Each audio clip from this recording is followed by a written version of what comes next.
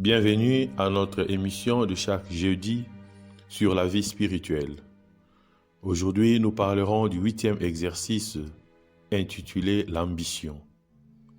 C'est la recherche exagérée du pouvoir afin d'être au-dessus des autres, de les maîtriser, de les dominer.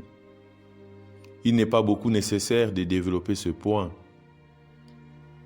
On ne cesse de déplorer les dictatures dans le monde. La soif du pouvoir suprême est le paradoxisme de cette tendance. On s'en plaint et malgré cela, partout existe la course au pouvoir. Elle corrompt les nations et les gouvernements.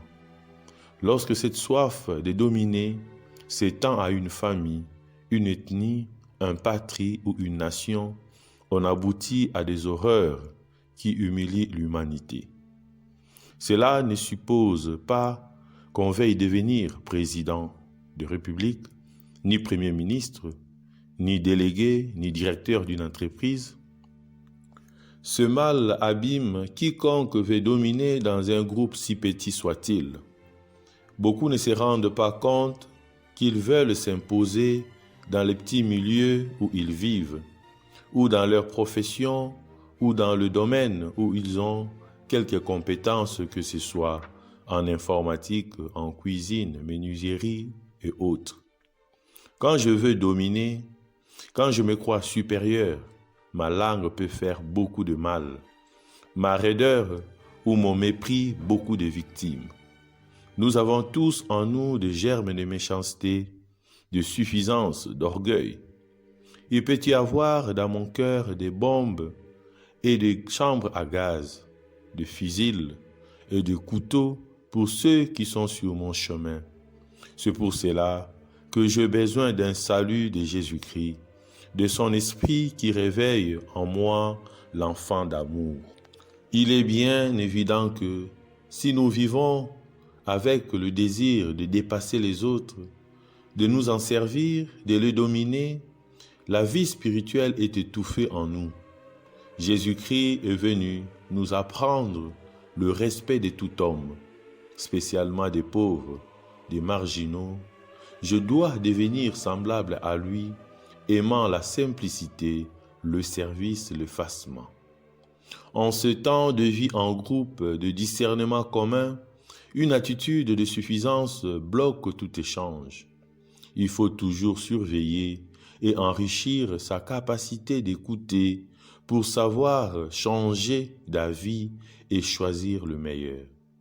Nous allons nous poser quelques questions pour nous aider tout au long de cette semaine à méditer sur notre sens de vie spirituelle et à vérifier si nous avons cette tendance à dominer les autres.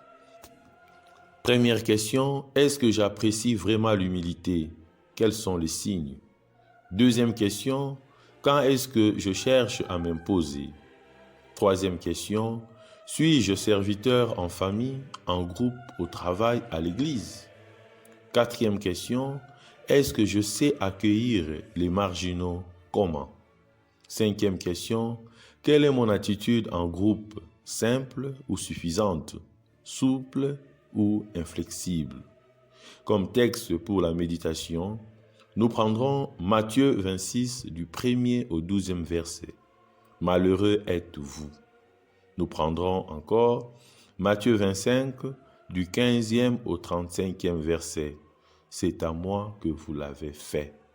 Et enfin, nous prendrons 1 Pierre chapitre 5 du 5e au 7e verset.